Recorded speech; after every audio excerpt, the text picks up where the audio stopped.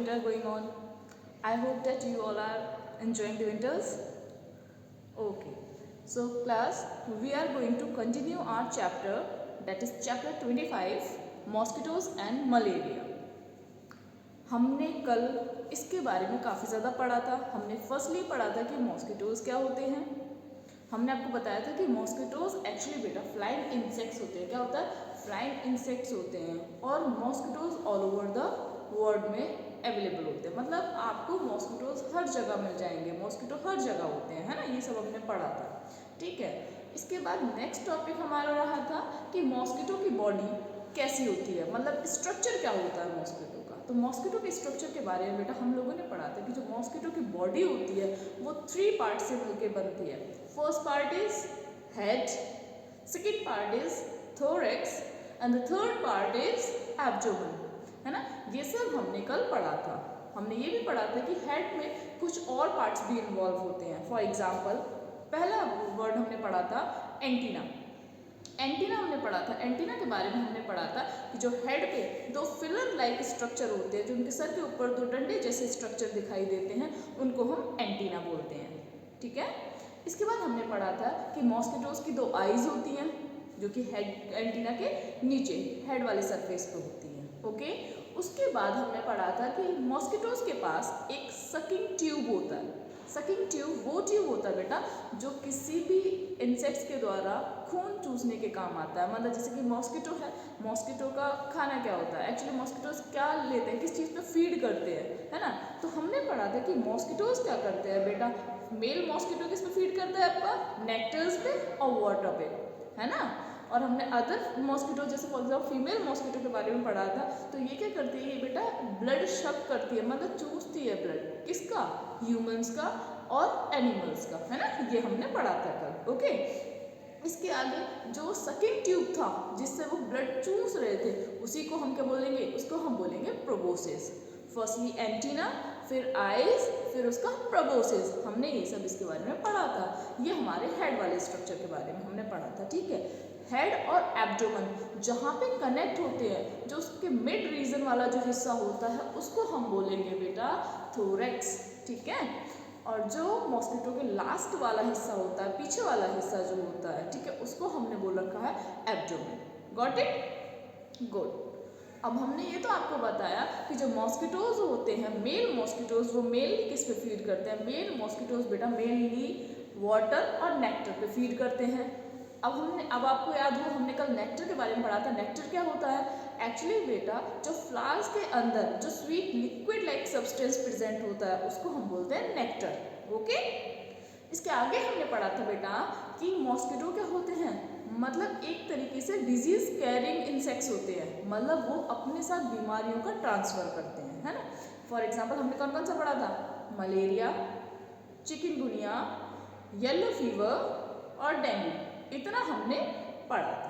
ठीक है. ये हमारा स्टार्टिंग का टॉपिक था. इसके बाद हमने जो सेकंड टॉपिक कल पढ़ा था वो था बेटा ब्रीडिंग ऑफ मॉस्किटोज, कि मॉस्किटोज कैसे ब्रीड करते हैं, मतलब वो अपने बच्चों को कैसे जन्म देते हैं, है ना. ब्रीडिंग ऑफ मॉस्किटोज में हमने मेनली क्या पढ़ा था? ब्रीडिंग ऑफ मॉस्किटोज में हमने पढ़ा था कि एक्चुअली फीमेल जो मॉस्किटो होती है वो एग्स ले करती है. बट उसके लिए भी हमने 2 कंडीशंस पढ़ी थी कि एग्स ले करने की मिनिमम 2 कंडीशंस होती हैं. फर्स्ट कंडीशन कौन सी होती है बेटा? बेटा फर्स्ट कंडीशन होती है कि जब कोई फीमेल मॉस्किटो किसी ऐसी जगह को देखती है जहाँ पे बहुत सारा पानी स्टोर है ना, भरा हुआ पानी. उसके हमने कल कुछ एग्जाम्पल्स लिए थे जैसे कि लेक, पॉन्ड्स एंड पैडीफिल्स. ये एग्जाम्पल्स कल हमने पढ़े थे. ठीक है.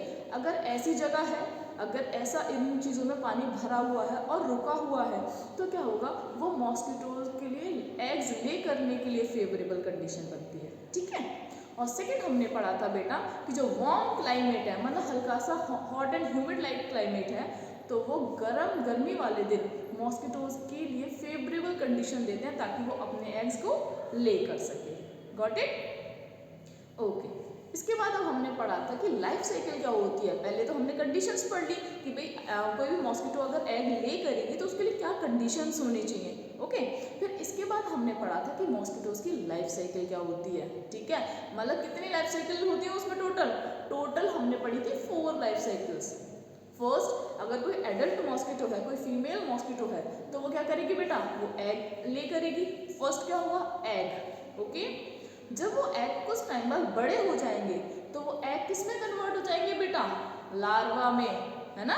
जब वो मॉस्किटोज जब एग से निकलेंगे बाहर और थोड़े से बड़े होंगे तो वो किस में चेंज हो जाएंगे, वो हो जाएंगे बेटा लार्वा में चेंज। ओके, और उसके बाद जब वो लार्वा कुछ टाइम बाद थोड़ा सा और बड़ा होगा तो वो मॉस्किटोज, वो लार्वा जो था छोटा वाला लार्वा, वो किस में चेंज हो जाएगा, वो हो जाएगा बेटा प्यूपा में चेंज, है ना।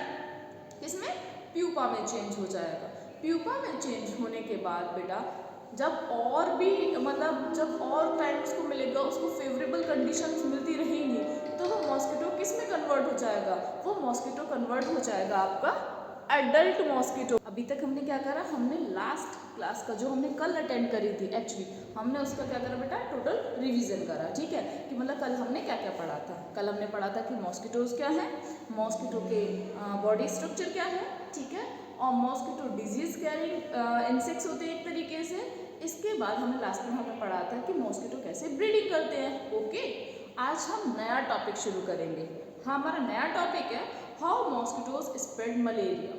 मतलब देखो, मलेरिया जो डिजीज हमने पढ़ी थी, हमने कुछ डिजीजेस पढ़ी थी ना, हमने कौन कौन सी पढ़ी थी, first malaria, chikungunya, yellow fever and dengue, ये डिजीजेस हमने पढ़ी थी। तो इसमें हमारी जो सबसे इम्पोर्टेंट है चैप्टर से रिलेटेड, चैप्टर का नाम मॉस्किटो एंड मलेरिया। तो मलेरिया हमारा इम्पोर्टेंट टॉपिक है, तो अब हम ये पढ़ेंगे कि मॉस्किटोज मलेरिया को कैसे स्प्रेड करते हैं, मतलब मॉस्किटोज मलेरिया को कैसे फैलाते हैं। ओके, तो स्टार्ट करते हैं हम। Malaria is mainly cause by malarial germs. Malaria किससे बनता है, मलेरिया कैसे फैलता है, malaria is mainly cause by malarial germs. Malarial germs से, जो जर्म्स होते हैं उनको हम मलेरियल जर्म्स कहते हैं, ठीक है। और ये जो जर्म्स होते हैं, these germs lives in the blood of the person. मतलब ये क्या करता है, ये जो जर्म्स होते हैं बेटा, ये कहाँ पर रहते हैं, जो ब्लड होता है ह्यूमन बॉडी के अंदर, जो ब्लड सर्वाइव करता है, ब्लड जो बहरा होता है, उस पूरे ब्लड में मलेरियल जर्म्स जिंदा रहते हैं, ठीक है। मतलब जिंदा क्या रहते हैं कि अगर किसी को मलेरिया हो गया है तो उसके ब्लड के साथ साथ उसकी पूरी बॉडी में मलेरिया ट्रांसमिट हो जाएगा, पूरी बॉडी में मलेरिया फैल जाएगा। गॉट इट, ठीक है। अब मलेरिया उसकी बॉडी में तो फैला ही फैला, डिजीज, और जो ये डिजीज है कि फिर एक पर्सन से, चलो उसकी बॉडी में तो है ही है बेटा, ओके, फिर ये एक पर्सन से दूसरे पर्सन को कैसे ट्रांसमिट होता है, ठीक है। ऐसे बोलते हैं ना कि मलेरिया ट्रांसफर हो जाता है, इंसेक्ट्स कैरी करते हैं, वो कैसे करते हैं, ठीक है। एक्चुअली क्या होता है बेटा, जो कोई मॉस्किटो क्या करता है, किसी इंसेक्ट को बाइट, मतलब किसी पर्सन को बाइट करा, ओके, उसको ऑलरेडी मलेरिया है, अब वो क्या करेगा, वो जाकर दूसरे पर्सन को बाइट कर लेगा, है ना। जब वो दूसरे पर्सन को बाइट कर लेगा तो उसका इन्फेक्शन दूसरे पर्सन को ट्रांसफर हो जाएगा। मतलब the malarial disease is transfer from one person to other person. मतलब इजीली ये एक पर्सन से दूसरे पर्सन पे क्या होता है बेटा, ये आराम से ट्रांसफर। हमने क्या पढ़ा बेटा, जो जर्म्स थे वो एक पर्सन से दूसरे पर्सन पे ट्रांसफर हो गए। अच्छा, ये ट्रांसफर करने वाले कौन से मॉस्किटोज होते हैं, देखो दो मॉस्किटोज हमने पढ़े थे, मेल मॉस्किटोज और female mosquitoes. Okay, male mosquito के बारे में हमने पढ़ा था कि वो नेक्टर और वाटर पे फीड करते हैं, और फीमेल मॉस्किटो क्या करता है बेटा, फीमेल मॉस्किटो ह्यूमंस का ब्लड शक करता है, मतलब खून को चूसता है, ठीक है। ये डिजीज क्या हुई, एक इन्फेक्टेड पर्सन था, उससे दूसरे इन्फेक्टेड पर्सन को ट्रांसफर हुई, बट कैसे, क्योंकि जो एक फीमेल मॉस्किटो है उसका नाम है फीमेल एनोफिलीज मॉस्किटो, ठीक है। वो मॉस्किटो क्या करता है बेटा, एक पर्सन को काटेगा जिसको ऑलरेडी इन्फेक्शन है, ठीक है, उसके बाद उड़ के दूसरे पर्सन को काट लेगा जिसको इन्फेक्शन नहीं है, जो कि हेल्दी पर्सन है, ठीक है। लेकिन उसने जो काटा तो उससे क्या, उसका ब्लड चेक करा, अब ब्लड में कौन जिंदा रहता है, ब्लड में जिंदा रहते हैं बेटा आपके मलेरियल बैक्टीरियाज, ओके। ये बैक्टीरिया जब उसने एक इंसान से अंदर करे तो इससे क्या हो गया, वो इन्फेक्टेड हो गया, जो आपका मॉस्किटो होता है वो कैसे हो गया, इन्फेक्टेड हो गया, ठीक है। वो ट्रांसफर कर देगा अपने जर्म्स दूसरे ह्यूमन बीइंग को, जब वो दूसरे किसी हेल्दी पर्सन को काटेगा, ठीक है। तो इस तरीके से क्या होता है कि जो कोई हेल्दी पर्सन होता है उसको दूसरे से मलेरिया का ट्रांसफर हो जाता है। ओके, आपको समझ में आया ना ये अच्छे से, ठीक है। इसके आपकी बुक में एक साइड में एक डायग्राम दे रखा है, लेकिन मैं आपको समझाती हूँ। उस डायग्राम में क्या लिखा हुआ है, उस उस डायग्राम में लिखा पड़ा है a mosquito bite a sick person and takes up the malarial germs. Mosquito ने क्या करा, एक सिक पर्सन को काटा, ठीक है, जो ऑलरेडी लेटा हुआ बंदा है वो बीमार है, ठीक है, उसको मलेरिया ने मतलब मॉस्किटो ने काटा, ठीक है, उसको मॉस्किटो ने काटा तो काटने के साथ क्या करा, उसका ब्लड सक करा, चूस लिया ऊपर को सारा खून। जब उसका ब्लड सक करा बेटा तो उसके साथ क्या करा, मलेरियल जर्म्स को भी तो सक कर लिया, ठीक है, मलेरियल जर्म्स जो उसमें थे उनको भी तो ले लिया साथ के साथ, ठीक है। अब जो फीमेल एनोफ्लीज मॉस्किटो थी, मॉस्किटो कौन सी है, फीमेल एनोफ्लीज, ठीक है, वो मॉस्किटो क्या करेगी, उन जर्म्स को ले लेगी तो वो ऑलरेडी इन्फेक्टेड हो जाएगी। वो मॉस्किटो कैसे हो जाएगी बेटा, इन्फेक्टेड मॉस्किटो, मतलब वो अब ऐसी हुई है कि उसके पास मलेरियल जर्म्स है तो उसके अंदर इन्फेक्शन है ऑलरेडी, ठीक है। Malarial germs are injected into a healthy person, मतलब अब क्या करेगा, जो ऑलरेडी बेटा जो एनोफ्लीज मॉस्किटो थी, फीमेल एनोफ्लीज थी, वो इन्फेक्टेड, अब वो जाके काटे किसी हेल्दी पर्सन को, है ना। आपकी बुक में डायग्राम में देखिए, पहले सिक पर्सन को काटा, फिर सिक पर्सन से जब उसने मलेरियल जर्म्स लिए तो बेटा वो एनोफ्लीज मॉस्किटो हो गई क्या, इन्फेक्टेड, ठीक है। अब जब इन्फेक्टेड मॉस्किटो किसी हेल्दी पर्सन को जाके काट रही है, ठीक है, इन्फेक्टेड मॉस्किटो क्या कर रही है बेटा, किसी हेल्दी पर्सन को जाके जब काट रही है तो हेल्दी पर्सन को जब जाके काटेगी बेटा तो हेल्दी पर्सन में क्या हो जाएगा, उन मलेरियल जर्म्स का ट्रांसफर हो जाएगा। जो मलेरियल जर्म्स थे उसके इंसेक्ट्स के अंदर, जो मतलब आपकी मॉस्किटो के अंदर जो जर्म्स थे मलेरियल जर्म्स, वो क्या ट्रांसफर हो गए, वो हेल्दी पर्सन के पास ट्रांसफर हो गए, ठीक है। हेल्दी पर्सन क्या हुआ, उससे फिर हेल्दी पर्सन भी इन्फेक्टेड हो गया। अब किसको इन्फेक्शन हो गया बेटा, जो हेल्दी पर्सन था उसको भी इन्फेक्शन हो गया, ओके, ठीक है। अब इसके बाद आपकी बुक के कॉर्नर में 2 मेन पॉइंट्स और लिखे हुए हैं जो पूरा डिस्क्रिप्शन दे रहे हैं, जो मैंने आपको बताया है अभी, जो मैंने आपको एक डायग्राम में शो किया है बेटा, वही स्टेप्स आपकी बुक के कॉर्नर में है, ओके। आप देखिए उनको, देखिए, when a female anopheles mosquito bite or suck the blood of infected person, जब कोई फीमेल मॉस्किटो किसी भी सिक पर्सन को काटती है या उसका ब्लड शक करती है, ठीक है, तो वो अपने साथ क्या करती है, the malarial germs of the sick person pass with the blood, मतलब किसी एनोफ्लीज मॉस्किटो ने, फीमेल एनोफ्लीज ने किसी सिक पर्सन को काटा, उसकी बॉडी में ऑलरेडी जर्म्स थे, जर्म्स किसको ट्रांसफर हो गए, सिक पर्सन को ट्रांसफर हो गए, मतलब सिक पर्सन से इंसेक्ट को ट्रांसफर हो गए, जो आपकी मॉस्किटो थी उसको ट्रांसफर हो गए। फिर इसके बाद लिखा है when the infected mosquito bytes a healthy person, जब भी कोई इन्फेक्टेड मॉस्किटो किसी हेल्दी पर्सन को बाइट करेगा, मतलब जो ऑलरेडी इन्फेक्ट है, इन्फेक्ट मॉस्किटो कौन सा, जिसने सिक पर्सन के जर्म्स ले लिए तो वो इन्फेक्टेड हो गया। जब वो इन्फेक्टेड मॉस्किटो किसी हेल्दी पर्सन को बाइट करेगा, ठीक है, it transmit the malarial germs to the healthy person, फिर वो क्या करेगा, जो उसके पास मलेरियल जर्म्स थे वही जर्म्स किसको ट्रांसफर कर देगा, हेल्दी पर्सन को ट्रांसफर कर देगा। In this way a healthy person also fall sick, ठीक है, इस तरीके से क्या होता है कि जो हेल्दी पर्सन होता है वो भी बीमार पड़ जाता है, ओके। जिस प्रोसेस से उसने एक इन्फेक्टेड पर्सन को बाइट करा था, ठीक है, देखिए आपने नोटिस किया होगा नॉर्मली कि जब भी आप किसी डॉक्टर के पास विजिट करते हैं, किसी डॉक्टर के पास जाते हैं, ओके, तो वो क्या करते हैं, जो उनके इंजेक्शन में सिरिंज होती है उसको चेंज करते हैं ना, ओके, सेम वैसा ही सिरिंज जैसा स्ट्रक्चर प्रोबोसिस का होता है ना।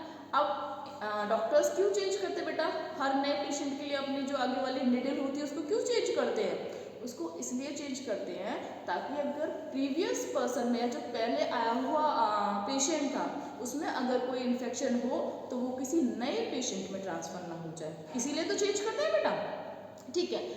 बट प्रोबोसिस तो एक है मॉस्किटो के पास, मॉस्किटो तो अपना प्रोबोसिस चेंज नहीं कर सकता ना, और उसको फीड भी करना है किसी हेल्दी, मतलब उसको फीड करना है ब्लड में, अब उसे ये तो पता नहीं है कि ये इन्फेक्टेड है ये हेल्दी है, ठीक है, तो वो नॉर्मली जब फीड करता है और फीड करते टाइम अगर वो किसी पहले इन्फेक्टेड पर्सन को फीड कर लेता है और उसी सेम प्रोबोसिस से बेटा किसी मतलब हेल्दी पर्सन को, पहले किसको करा, अनहेल्दी जिसको ऑलरेडी मलेरिया था उसको फीड कर लिया, उसके बाद किसको फीड करेगा, वो फिर किसी हेल्दी पर्सन को, और सेम प्रोबोसिस से, मतलब जो उसके पास सकिंग ट्यूब है सेम, उसी सेम ट्यूब से जब वो एक पर्सन से दूसरे पर्सन को शक करता है, मतलब एक पर्सन का शक करा दूसरे पर्सन का शक करा, तो इससे क्या होगा, ठीक है। तो हमने पढ़ा था ना कि मतलब पहले हेल्दी पर्सन को बाइट करा, उसके बाद जब है बेटा, तो सेम प्रोबोसिस में इन्फेक्शंस तो होंगे ना। वो डॉक्टर्स की तरह थोड़ी ना अपना प्रोबोसिस चेंज कर सकते हैं। डॉक्टर के पास क्या है, डॉक्टर के पास तो आर्टिफिशियल निडल होती है, वो चेंज कर सकते हैं, लेकिन इंसेक्ट कर सकते हैं क्या? नहीं, मॉस्किटो नहीं कर सकते। मॉस्किटो को उस सिंगल प्रोबोसिस से ही फीड करना है और उन्हें ये बिल्कुल भी नहीं पता होता कि ये इन्फेक्टेड है और ये हेल्दी पर्सन है। इस तरीके से क्या होता है, एक इन्फेक्टेड पर्सन से उसकी डिजीज ट्रांसफर हो जाती है एक हेल्दी पर्सन पे। ओके गुड, चलो ये हमारा टॉपिक यहाँ पे होता है क्लियर। इसके बाद हम नेक्स्ट टॉपिक पढ़ेंगे बेटा, सिम्टम्स ऑफ मलेरिया। मतलब मलेरिया के, अगर किसी को मलेरिया होता है तो उसके क्या क्या सिम्टम्स हो सकते हैं। ठीक है, सिम्टम्स में हम पढ़ेंगे a person suffering from malaria affected from high fever and shivering followed by headache and nausea. मतलब अगर किसी इंसान को मलेरिया हुआ है, ठीक है, अगर किसी इंसान को स्टार्टिंग स्टेज है और उसको फीवर होना शुरू हुआ है तो उसके साथ क्या क्या कंडीशन होंगी। उसके साथ पहले बेटा उसको फीवर आएगा, ठीक है, फीवर के साथ साथ उसकी बॉडी कांपती है, मतलब शिवरिंग मीन्स होता है कांपना, ठीक है, उसकी बॉडी में क्या होगा, कंपन शुरू हो जाएगा, ठीक है, वो तो है, फीवर भी रहेगा, शिवरिंग ऑफ बॉडी भी होगी, बट साथ के साथ उसके हेडेक में भी मतलब हेडेक रहेगा बहुत ज़्यादा, सर में एक पेन सा फील होता रहेगा, थकान सी। और नेसुआ का मतलब होता है जी मिचलाना, मतलब उसे बहुत अजीब लगेगा, उसे ऐसा लगेगा कुछ अच्छा सा नहीं लगना, तबीयत खराब सी, मतलब वॉमिट लाइक, जी मिचलाना। ओके, कुछ ऐसा होता है मलेरियल पर्सन के साथ, जिसको मलेरिया हो चुका होता है उसके साथ कुछ ऐसे सिम्टम्स होते हैं। स्टार्टिंग सिम्टम्स क्या है, पहले फीवर आएगा, फीवर जब बढ़ेगा या कम होगा तो वो फीवर के साथ बॉडी शिवरिंग करेगी, बॉडी कांपेगी, ठीक है, बॉडी कांपने के साथ साथ उसके हेडेक होगा, सर में बहुत ज़्यादा दर्द होगा, ठीक है, और साथ के साथ उसे नेसुआ जैसी मतलब जी मिचलाने जैसी दिक्कतों का सामना करना होगा। ओके, इसके नेक्स्ट लाइन है, this is followed by a fall in the temperature by sweating. ये कैसे होगा, आज बहुत ज़्यादा फीवर, कल थोड़ा कम फीवर, ठीक है, ये सेम कंडीशन चलती रहेंगी, but fever up and down कम ज़्यादा होता रहेगा और साथ के साथ स्वेटिंग भी होगी, मतलब पसीना भी देखने को मिलेगा, मतलब उनको फीवर में ऐसा लगेगा कि बहुत ज़्यादा पसीना आ रहा है, ठीक है, मतलब उतर रहा है फीवर, पसीना आ रहा है, फिर थोड़ी देर बाद आज ठीक फील कर रहा है, शाम को या रात को फिर उसे बहुत ज़्यादा फीवर आएगा, मतलब वो कंडीशन नहीं समझ पाता, वो सोच रहा है कि चलो फीवर आ रहा है, दवाई खा ली, फीवर कम हो गया, स्वेटिंग हो गई, वो सोचेगा शायद फीवर मेरा ठीक हो जाएगा, नहीं, लेकिन जब वो दवाई छोड़ेगा 2 दिन बाद फिर से फीवर बढ़ने लगेगा, ठीक है, सेम कंडीशन रिपीट होती रहती है। मलेरिया में क्या होता है बेटा, टेम्परेचर का फॉल और अप चलता रहता है, अप डाउन टेम्परेचर के साथ चलता रहता है, ठीक है, it is repeated every 45 to 72 hours, मतलब ये जो कंडीशन है ये हर 45 से 72 मिनट्स तक चलती रहती है, रिपीट होती है।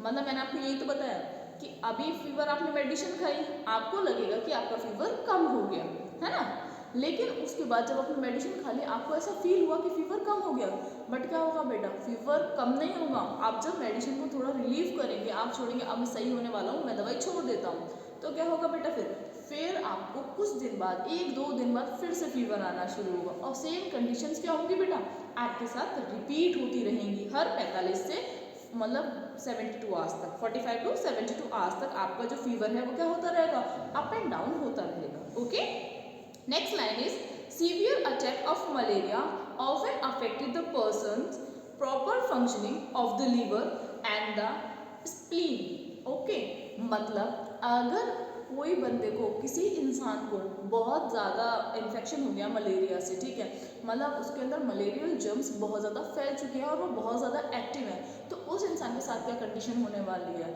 उसकी जो बॉडी की प्रॉपर फंक्शनिंग ना वो काफ़ी ज़्यादा अफेक्ट हो जाएगी, है ना, मतलब जो उसकी बॉडी प्रॉपरली फंक्शन कर रही थी वो बहुत ज़्यादा अफेक्ट हो जाएगी, ठीक है, उनका लीवर प्रॉपर वर्क नहीं करेगा, ठीक है, मतलब जो उनकी बॉडी के प्रॉपर मेन ऑर्गन्स हैं वो प्रॉपरली वर्क नहीं करेंगे, उनकी बॉडी काफ़ी ज़्यादा खुद में टायर्ड फील करेगी, ऑर्गन्स प्रॉपरली हेल्थली फंक्शन नहीं करेंगे। ओके, आज हम यहीं तक पढ़ेंगे इसे।